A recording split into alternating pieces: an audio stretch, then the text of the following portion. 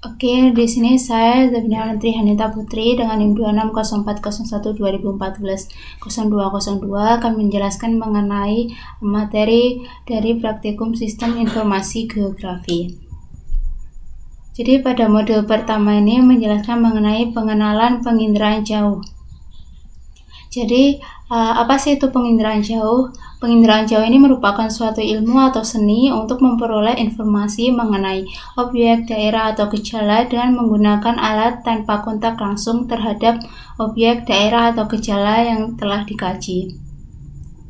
Kemudian untuk manfaat penginderaan jauh ini dapat membantu proses pengukuran, penelitian, dan pengelolaan suatu sumber daya bumi dengan menggunakan konsep interpretasi foto udara, fotogeometri, interpretasi citra dari sensor non-fotografi, baik secara visual maupun menggunakan teknik pemrosesan citra digital.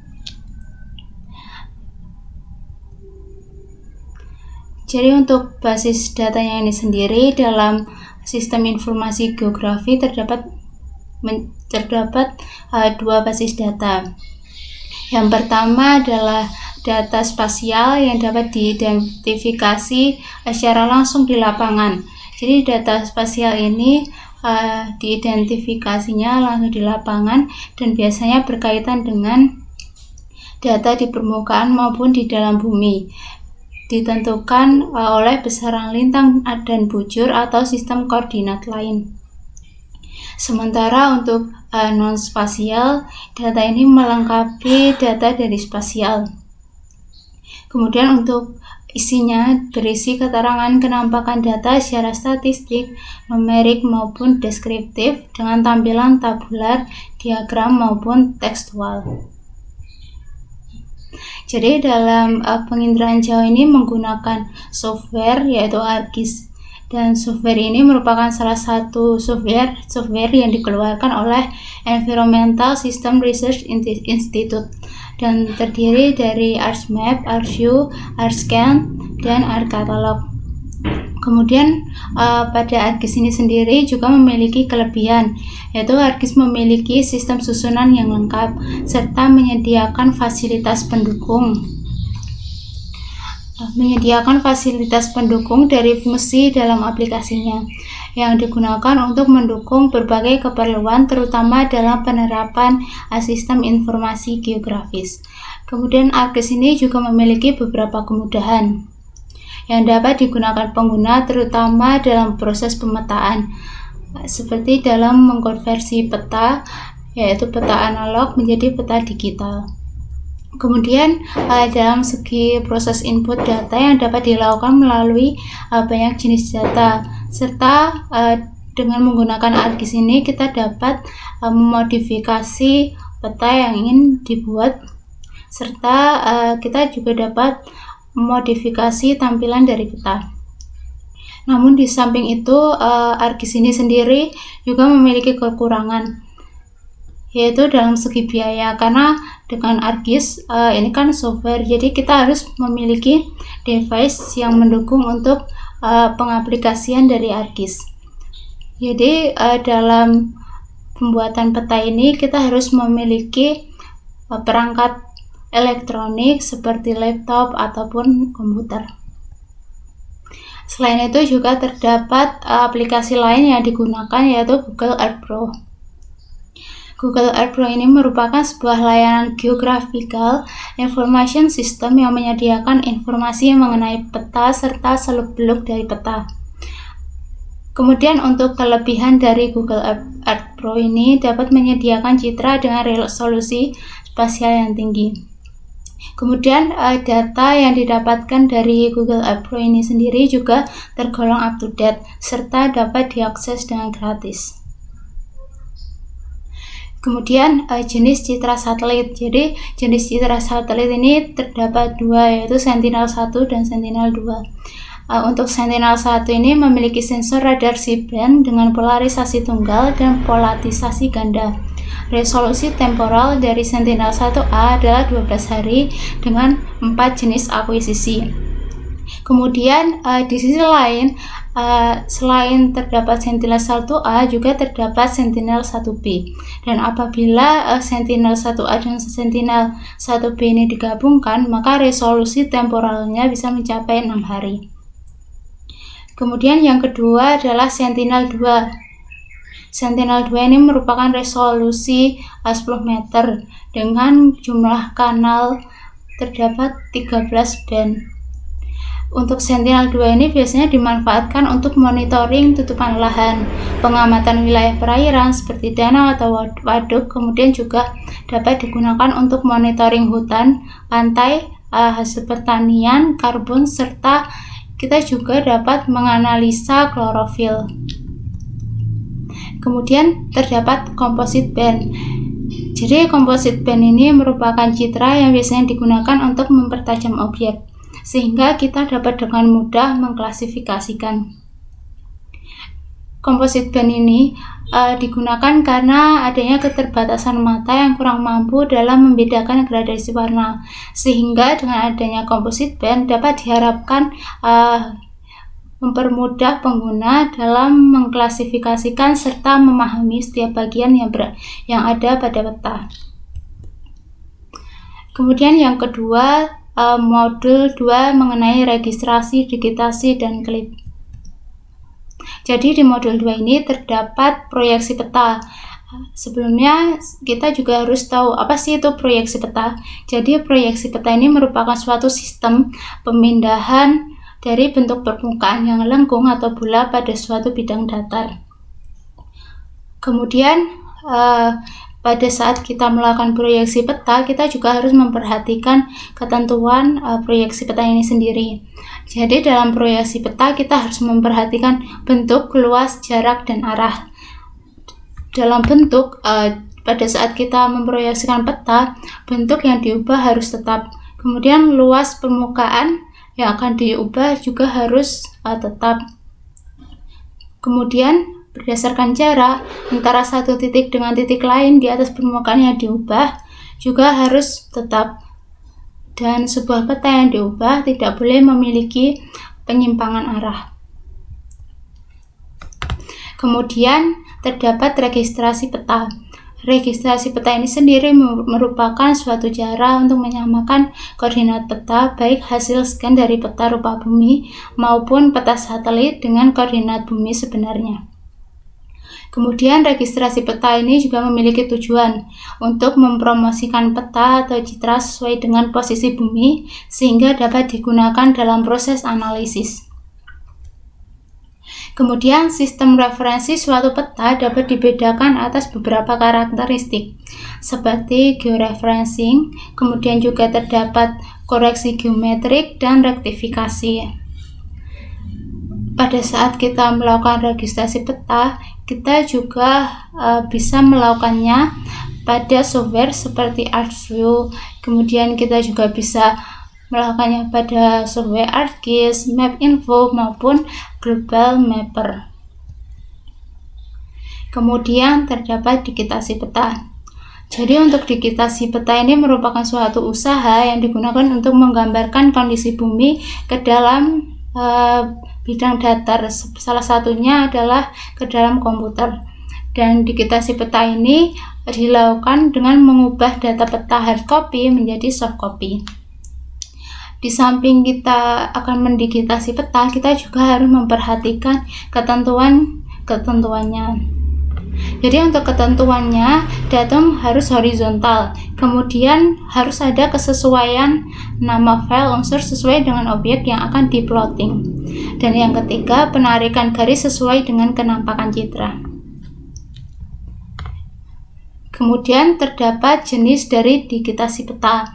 Jadi digitasi peta ini terdapat 3 jenis, yaitu point, polygon, dan polyline.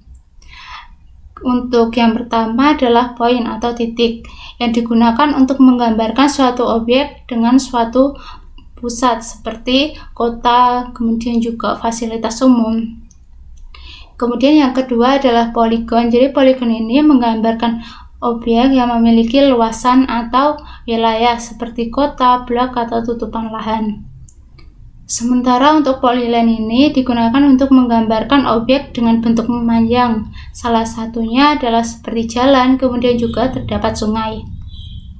Kemudian format penyajian digitasi peta. Jadi formatnya ini terdapat raster.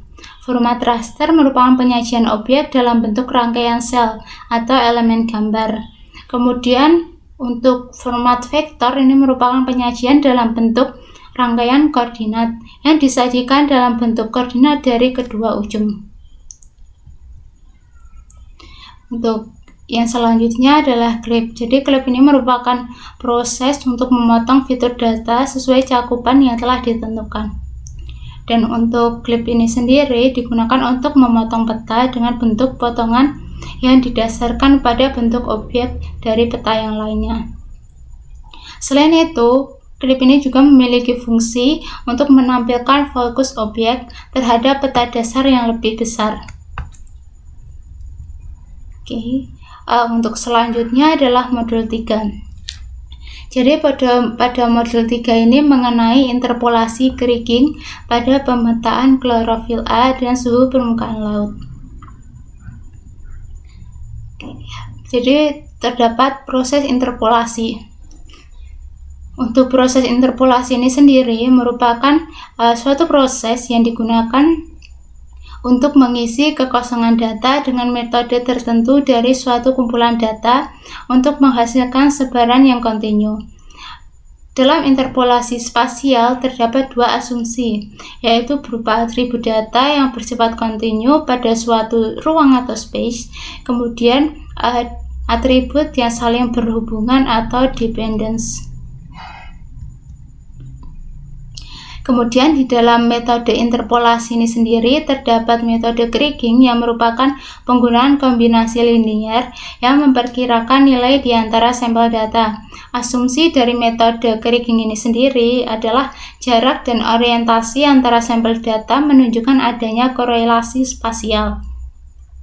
Untuk metode yang kedua adalah IDW, yaitu merupakan metode inverse distance weighted yang merupakan metode determinan yang mempertimbangkan titik dengan asumsi adalah nilai interpolasi akan lebih mirip pada data sampel yang lebih dekat dibandingkan data sampel yang lebih jauh. Selain itu juga terdapat metode lainnya yaitu spline. Untuk metode spline ini sendiri merupakan metode yang melakukan perhitungan suatu nilai dengan memanfaatkan fungsi atau rumus matematis yang memiliki tujuan untuk meminimalisir nilai total kelangsungan pada suatu permukaan. Dan metode yang terakhir adalah natural neighbor. Jadi metode ini merupakan metode dengan cara kerja pencarian nilai titik yang berhimpitan atau berdekatan dengan nilai titik sampel sekaligus dapat menginterpretasikan nilai bobot pada satu atau lebih titik sampel. Kemudian pada modul 3 ini kita akan mencari mengenai klorofil A. Jadi klorofil A ini merupakan suatu pigmen hijau yang aktif dalam suatu sel tumbuhan yang memiliki peranan penting terutama dalam proses fotosintesis. Untuk klorofil A ini dapat digunakan sebagai indikator kesuburan pada suatu perairan. Untuk sumber yang dapat menghasilkan klorofil A itu terdapat alga, kemudian juga tumbuhan cyanobacteria dan fitoplankton. Selain itu, tinggi rendahnya klorofil A juga memiliki faktor yang mempengaruhinya. Secara hidrologi, terdapat faktor suhu, salinitas, pH, DO, arus, nitrat, dan fosfat. Dengan adanya faktor tersebut menyebabkan klorofil A pada setiap lokasi memiliki perbedaan sesuai dengan standar baku mutu yang telah ada. Untuk selanjutnya, pada modul 3 ini juga kita akan mencari mengenai suhu permukaan laut. Suhu permukaan laut ini sendiri merupakan suatu faktor yang dapat mempengaruhi kehidupan organisme di laut karena suhu dapat mempengaruhi metabolisme maupun perkembangbiakan organisme. Kemudian faktor yang dapat mempengaruhi suhu permukaan laut ini seperti arus, gelombang, gerakan konveksi, upwelling, divergensi, pembekuan, serta pencairan es di daerah kutub. Pada modul 3 ini kita juga menggunakan aplikasi pendukung, yaitu CIDAS. Jadi software CIDAS ini merupakan salah satu program software yang biasanya digunakan sebagai media dalam pengolahan data, terutama citra satelit, kemudian untuk mendapatkan data kondisi pada suatu perairan. Pada modul 4, jadi di modul 4 ini kita akan membahas mengenai batimetri dan kartografi digital. Jadi peta batimetri ini sendiri merupakan peta yang biasanya menggambarkan kedalaman laut, kemudian disajikan menggunakan kontur kedalaman. Jadi untuk membuat peta batimetri, kita juga memerlukan survei batimetri. Survei batimetri ini sendiri merupakan survei yang dilakukan untuk mengetahui nilai kedalaman dari dasar laut. Tujuan dari survei batimetri ini dapat digunakan untuk pengerukan pelabuhan, perencanaan bangunan di laut, seperti pelabuhan, platform, kemudian juga dapat digunakan untuk pembuatan sumur minyak. Kemudian kartografi. Jadi kartografi ini sendiri merupakan ilmu dan teknik pembuatan peta. Proses kartografi merupakan proses grafis sampai sebuah gambar menjadi peta yang terlihat informatif. Kemudian bahan kartografi ini sendiri merupakan semua bahan yang secara keseluruhan atau sebagian menggambarkan bumi atau benda angkasa dalam semua skala, termasuk peta dan gambar rencana dalam 2 dan 3 dimensi, seperti peta penerbangan, pelayaran, dan angkasa. Kemudian juga terdapat pula peta bumi, diagram Palo, belahan, foto udara, satelit, dan foto ruang angkasa. Dan berikut adalah gambar kartografi di daerah Teluk Awur. Jadi di dalam kartografi ini sendiri juga terdapat beberapa bagian-bagian peta. Untuk bagiannya terdapat garis peta yang membatasi antar bagian pada peta. Kemudian juga terdapat judul peta yang digunakan untuk mengetahui lokasi peta tersebut berada di daerah mana. Kemudian juga terdapat arah mata angin yang biasanya disimbolkan dengan arah utara, timur, selatan, dan barat untuk memudahkan dalam pembacaan peta. Kemudian terdapat skala peta yang berupa angka untuk menggambarkan perbandingan jarak sebenarnya dengan jarak yang berada di peta. Selain itu juga terdapat legenda yang merupakan suatu kumpulan informasi yang digunakan untuk menunjukkan dan menjelaskan simbol dari peta. Kemudian simbol dari peta ini sendiri berdasarkan bentuk terdapat titik, garis, dan area. Sementara berdasarkan sifatnya terdapat simbol kuantitatif dan kualitatif. Selain itu juga terdapat simbol warna yang berada pada peta menggambarkan topografi wilayah yang biasanya terdiri atas warna merah dan hitam yang merupakan objek hasil budidaya manusia. Selain itu juga terdapat warna hijau yang merupakan kenampakan vegetasi. Kemudian juga terdapat warna kuning, oranye, dan coklat yang merupakan dataran tinggi, serta warna biru biasanya digunakan untuk menggambarkan kedalaman perairan, dan warna putih untuk menggambarkan lapisan es. Selain itu juga terdapat insert peta.